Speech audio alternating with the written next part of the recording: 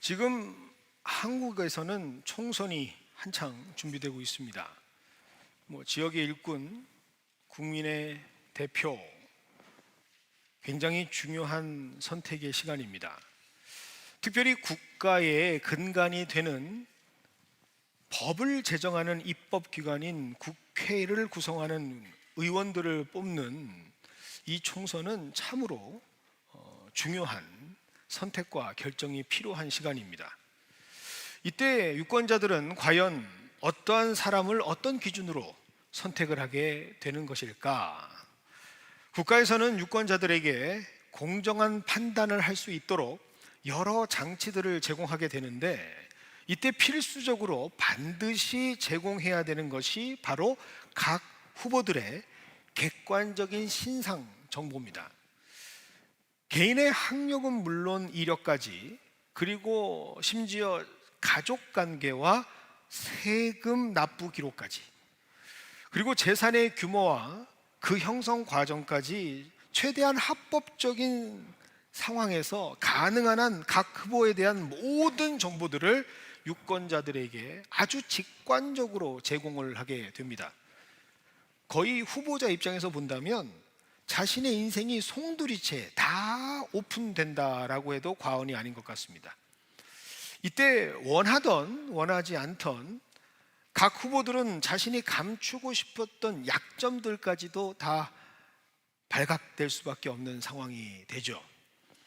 그리고 각 후보들, 그리고 상대방 선거 캠프에서는 그렇게 노출되어지는 그 약점을 놓치지 않고 공략하고 공격을 합니다. 그것이 바로 손쉽게 이길 수 있는 가장 좋은 선거 전략이라고 생각하기 때문이죠.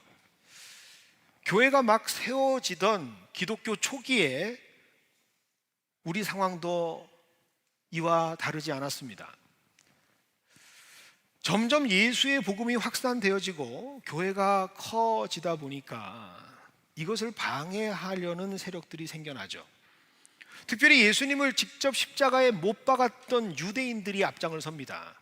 그리고 이방인들 역시 교회가 확산되어지고 부흥하는 것을 그렇게 탐탁치 않게 생각을 합니다. 그래서 이들은 복음의 약점을 찾아서 공략하려고 부단히 애를 쓰죠. 그 중에 하나가 무엇이냐? 바로 사도권에 대한 권위를, 약점을 잡아 공격하는 겁니다. 사실 오늘 본문 말씀 요한복음은 여러분들이 잘 읽어보시면 20장으로 결론이 맺어졌다라고 얘기해도 전혀 큰 무리가 없는 그러한 복음입니다. 실제로 문맥적으로 따져보면 20장에서 딱 끝내는 것이 깔끔하게 결론이 맺어집니다. 20장 마지막 절 함께 보겠습니다. 예수께서 제자들 앞에서 이 책에 기록되지 아니한 다른 표적도 많이 행하셨으나 오직 이것을 기록함은 너희로 예수께서 하나님의 아들 그리스도이심을 믿게 하려 함이요 또 너희로 믿고 그 이름을 힘입어 생명을 얻게 하려 함이니라. 아멘. 컨클루션, 마지막 결론이 딱 마침표가 찍어졌습니다. 이 책의 목적, 달성하고 싶은 목표가 무엇인지 분명히 기록되어져 있습니다. 그런데 바로 21장 1절은 이렇게 시작하고 있습니다. 그 후에 예수께서 디베랴 호수에서 또 제자들에게 자기를 나타내셨으니 나타내신 일은 이러하니라. 이미 다 끝나버린 20장에 추가로 마치 별책 부록처럼 21장이 추가된 것을 우리는 발견할 수 있습니다. 왜 이런 일들이 벌어졌는가? 그 이유는 바로 앞에서 말씀드린 것과 같이 초대교회 당시 사도들의 약점을 집요하게 공격했던 유대교와 이방 이단들의 도전 때문에 그렇습니다.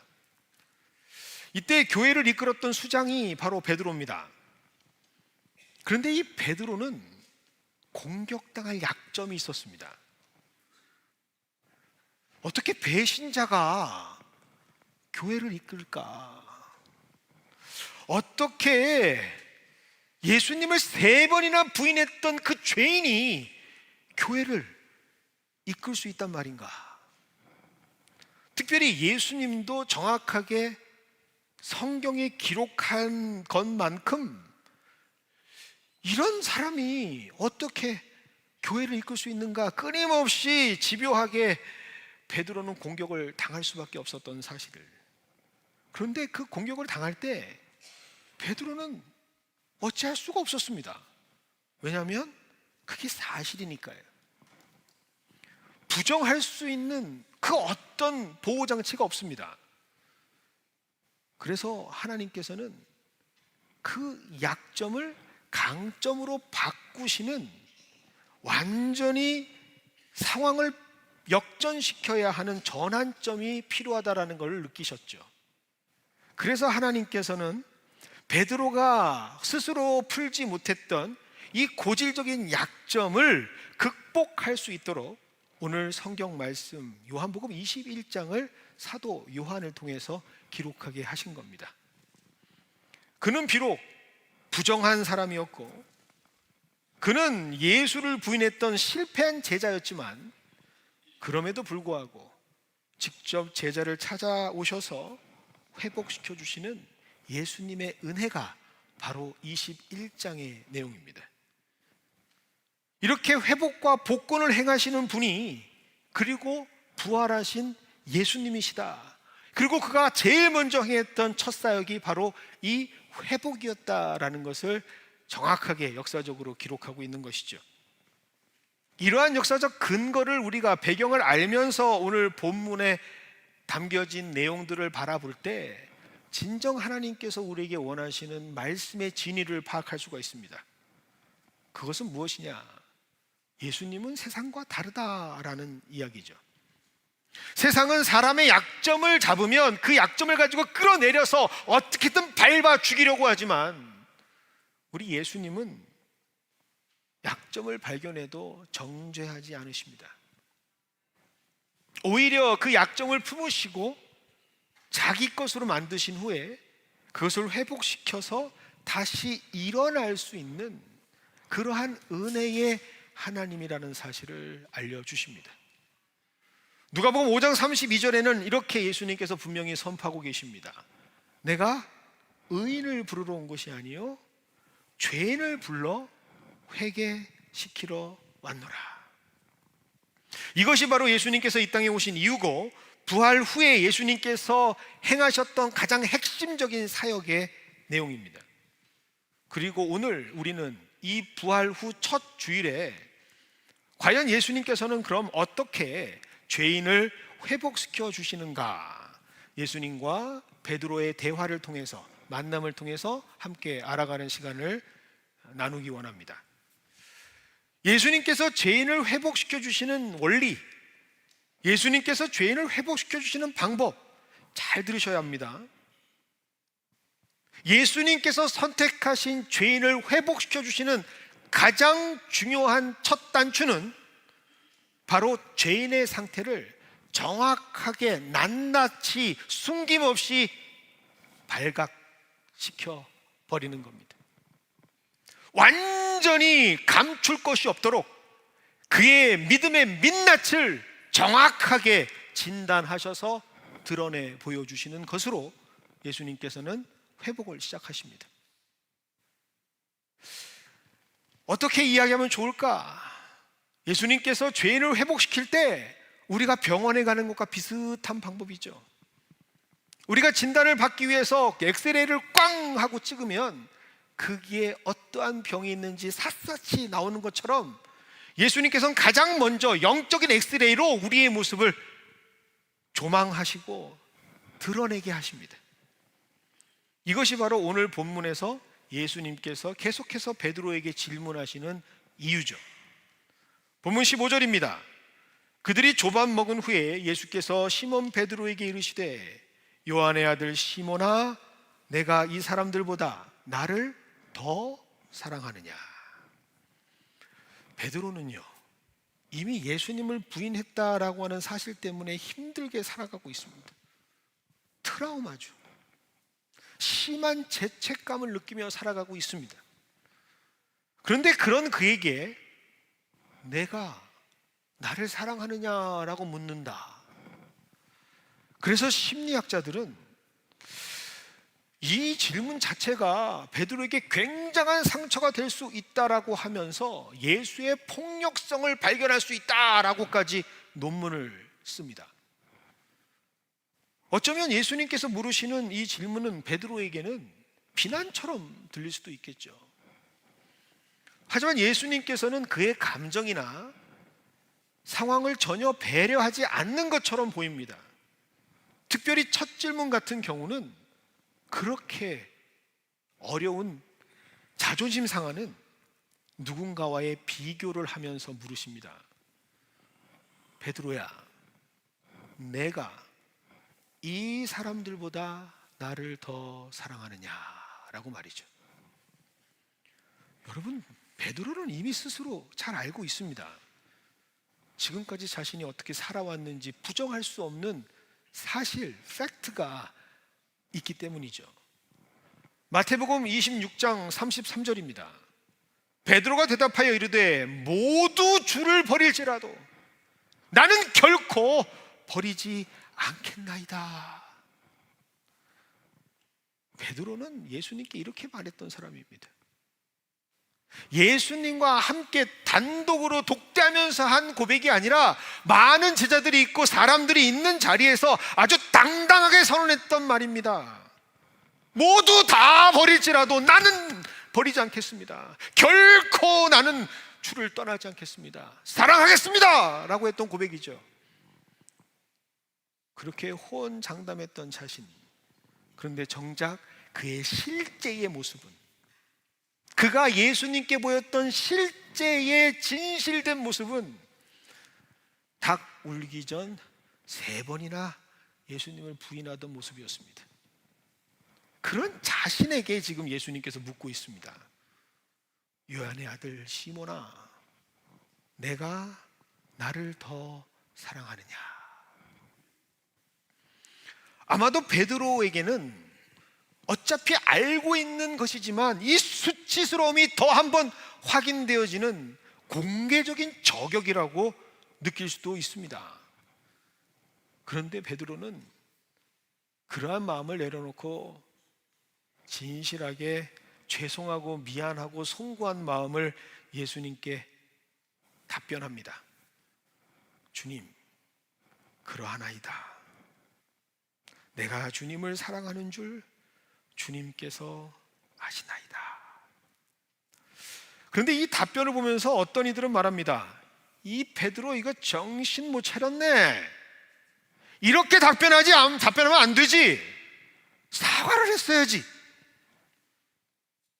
예수님, 저는 그러려고 했는데 마음은 원이로 돼 육신이 약해서 그렇게 못했습니다. 죄송합니다. 잘못했습니다 라고 하는 게 모범 답안이지, 어디 뻔뻔하게 사랑한다라고 얘기를 해? 라고 말하는 사람들도 있습니다. 그런데 사실 오늘 본문을 원문으로 봐야 베드로가 어떻게 답했는지 그 의미를 제대로 볼 수가 있습니다. 우리말 성경에 보면 예수님께서 물으시고 베드로가 답하는, 내가 나를 사랑하느냐? 네, 사랑합니다 라고 얘기하는 이 사랑이라는 단어가 쓰여졌지만 원문에 보면 예수님께서 물으실 때의 사랑의 단어와 베드로가 답변할 때의 사랑이라는 단어가 다른 단어입니다. 예수님께서 베드로에게 물으셨던 그 사랑하느냐라고 물으셨을 때의 원어는 우리가 잘 알고 있는 아가페 사랑이라는 의미를 가지고 있는 아가페오라는 단어를 씁니다. 즉 하나님만이 하실 수 있는 사랑에 대한 이야기를 하시는 거죠. 완전하신 분, 신의 레벨에서만 할 수 있는 그 사랑, 전인격적인 아가페오의 사랑, 그 사랑의 단어를 쓰셔서 묻고 있습니다. 즉 예수님께서 베드로에게 물으셨던 예수님의 질문은 이러한 내용이죠. 베드로야,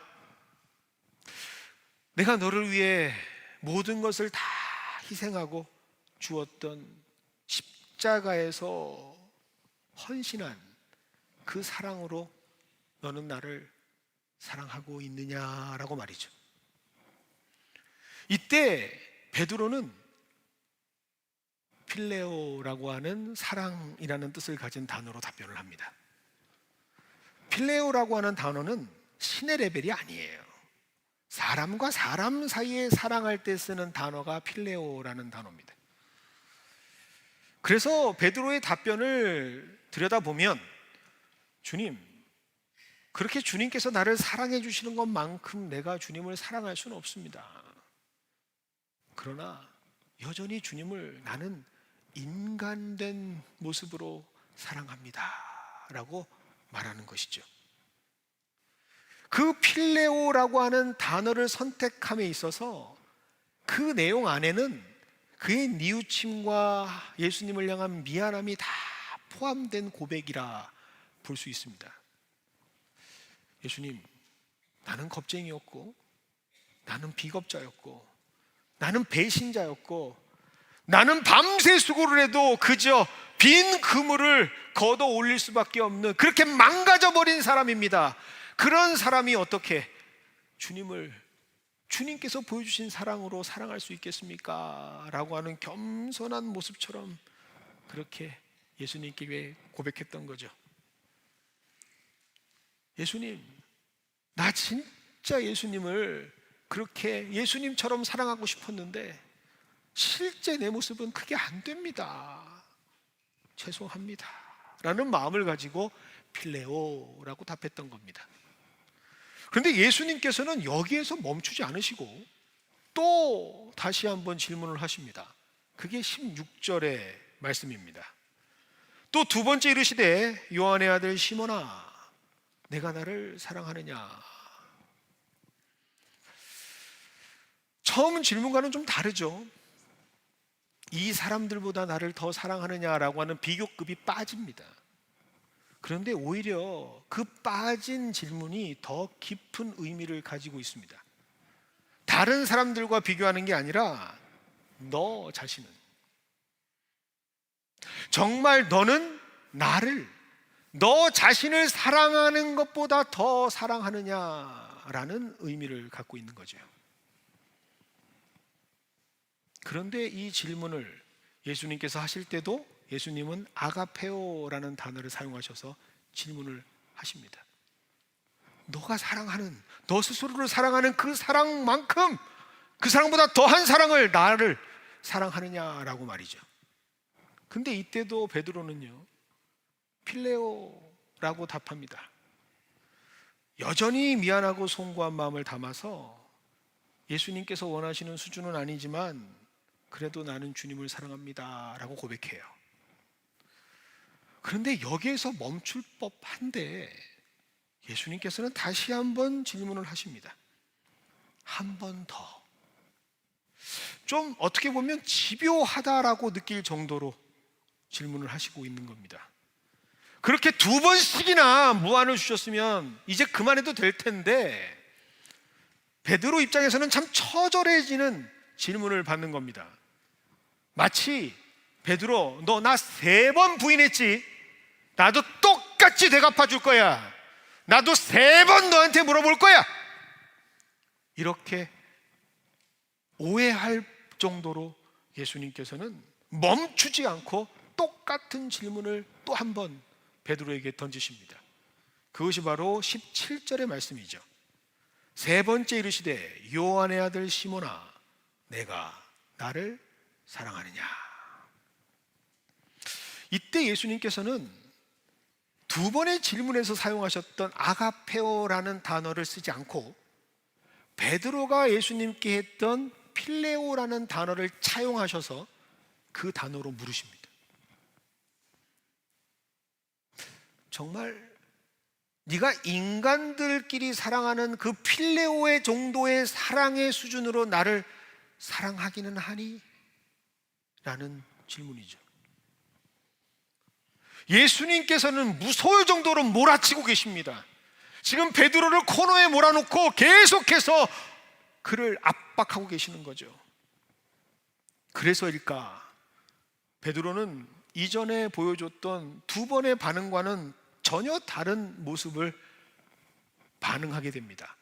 그것이 성경 17절 하반절에 기록되어 있는 내용이죠. 주께서 세 번째 내가 나를 사랑하느냐 하심으로 베드로가 근심하여 답합니다. 두 번째에서는 찾아볼 수 없었던 근심한다라는 표현이 기록되어 있습니다. 그런데 오늘 이 표현을 한국어가 아니라 영어로 발견을 하면, 여러분들이 가지고 있는 NIV 버전으로 보시면 이렇게 기록되어 있습니다. Peter was hurt. 무슨 뜻이죠? 세 번째 질문을 받았을 때 그는 아팠다라는 뜻입니다. 예수님의 그 질문이 자신의 폐부를 찌르고 심장을 찌르고 자신의 마음을 찌르는 질문이었다, 그렇게 느꼈다라고 성경은 기록하고 있습니다. 왜 그랬을까요? 왜 그랬을까요? 그때서야 베드로는 깨닫습니다. 예수님께서 자신을 부르시는 호칭이 다르다라는 것을 깨닫습니다. 지금 아가페오, 필레오 계속해서 나를 몰아가시면서 묻는, 나를 사랑하느냐라고 묻는 그 질문을 받는 나를 부르시는 이름, 그 이름은 달라지지 않고 계속해서 똑같이 호칭하시는 예수님을 발견하게 됩니다. 바로 요한의 아들 시몬아라고 하는 말씀이죠. 여러분, 베드로는요, 이름이 바뀐 사람입니다. 그리고 그 이름을 바꿔주신 분이 바로 예수님이십니다. 마태복음 16장 17절 그리고 18절은 이렇게 기록하고 있습니다. 예수께서 대답하여 이르시되 바요나 시몬아 내가 복이 있도다. 이를 내게 알게 한 이는 혈육이 아니요 하늘에 계신 내 아버지시니라. 또 내가 내게 이르노니 너는 베드로라. 내가 이 반석 위에 내 교회를 세우리니 음부의 권세가 이기지 못하리라. 분명히 예수님께서 주는 그리스도시요 살아계신 하나님의 아들입니다 라고 고백했을 때 바꿔주신 이름이 뭐라고 기록되어 있죠? 반석이라는 뜻을 가지고 있는 게바, 베드로라는 이름입니다.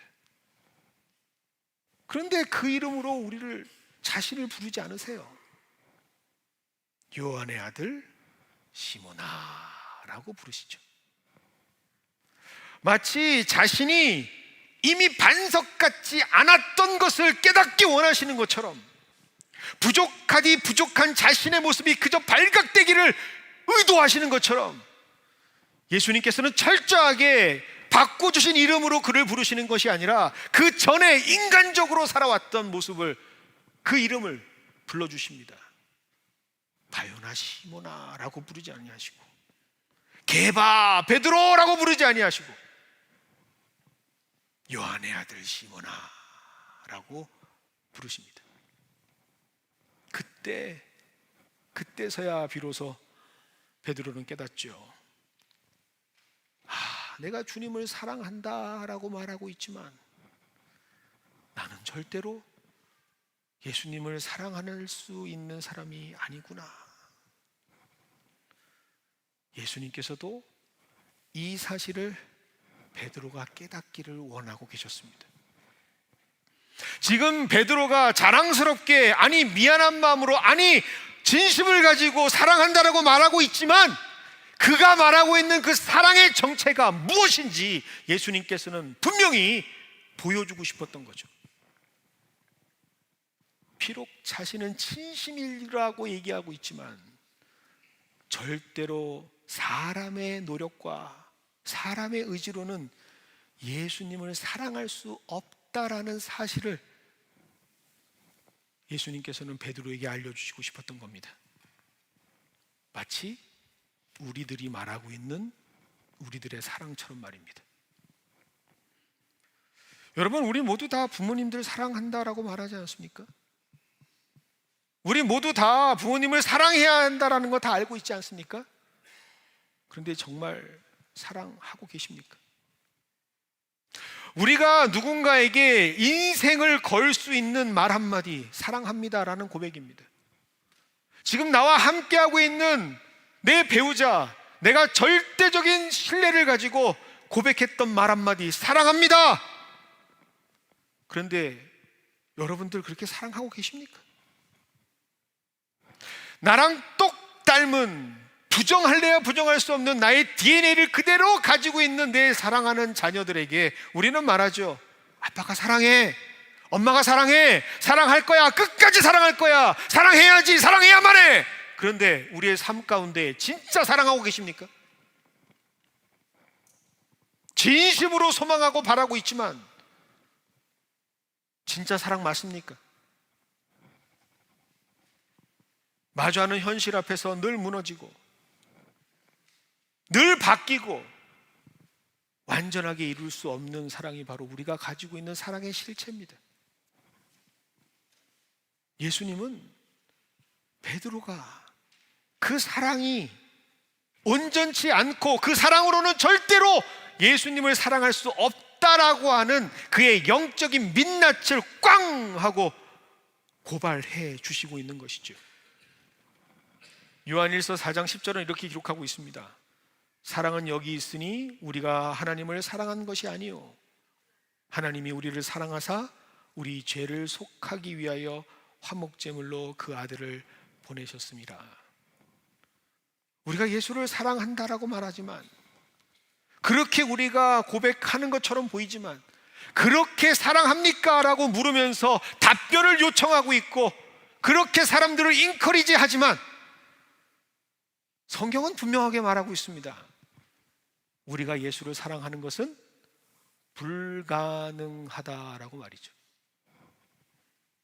즉 오늘 예수님께서 베드로에게 묻고 계시는 그 말, 내가 나를 사랑하느냐라고 하는 그 말씀은 너는 너의 인간적인 사랑으로는 절대로 나를 사랑할 수가 없다라고 하는 하나님의 선포입니다. 그런데 우리는 그 말씀을 들으면서도 오해하죠. 여전히 착각합니다.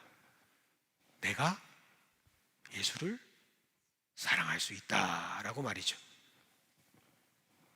그런데 실망하셔야 될 것 같아요. 그런 말을 우리가 고백한다 할지라도 예수님께서는 믿지 않으십니다. 왜요? 이미 불가능하다라는 사실을 알고 계시기 때문이죠. 마태복음 26장 33절에서 베드로가 답했던 그 대답, 주여 모두가 주를 버릴지라도 나는 결코 버리지 않겠습니다 라고 했을 때 바로 34절로 답하셨던 예수님의 반응이 뭔 줄 아십니까? 닭 울기 전 3번 부인할 것이다 라는 말씀입니다. 아무리 소리를 지르고 아무리 진심 어린 고백이라 한다 할지라도 예수님께서는 믿지 않으셔요. 왜요? 그것은 거짓된 사랑이라는 것을 이미 알고 계시기 때문입니다. 그래서 예수님께서는 다시 한번 우리에게 말씀하시는 것이죠.